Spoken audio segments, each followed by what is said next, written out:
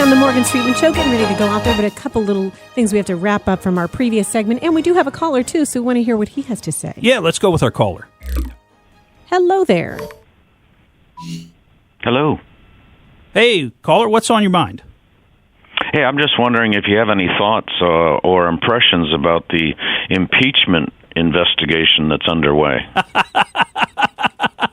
Well, do we? Do we ever?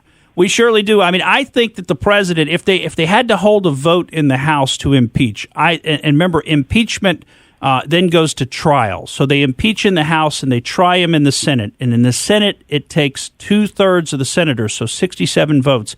But in the House, it's just a simple majority to impeach. The Democrats have the majority. I think if they're forced to conduct a vote on it at some point, they will vote to impeach. And I think then it will go over to the Senate for a trial at which the Chief Justice of the United States, John Roberts, will preside over that trial.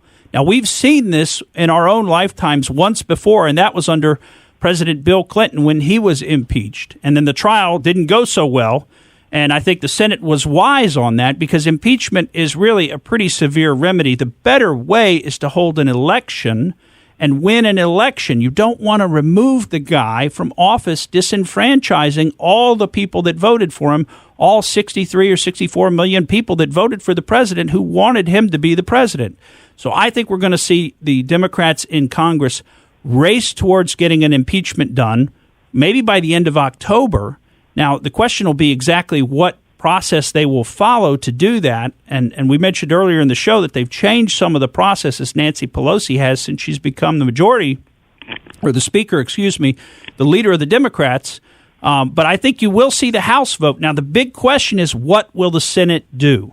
And I have to tell you, folks, I'm a little bit worried about that. I really hope that the Republicans in the Senate can toe the line on this one, that Mitch McConnell can get it all taken care of, because I know we've got a lot of senators that essentially consider themselves to be part of what I would call the uniparty, and that's the Republicans and the Democrats in Washington working together to enrich themselves for their own benefit. And they have a certain interest, and President Trump is directly aligned against those interests. So I am concerned that we're going to see, and I'm not going to name any names today, but I have a list of names in my head.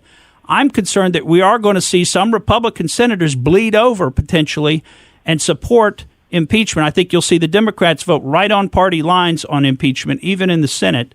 And then we'll just have to see, are there 18 or 19 Republicans who will switch sides? I don't know if there's quite that many, but I have to tell you, I'm nervous at what I hear from the senators when they've been asked in public. Thank you for listening to the Morgan Streetman Show.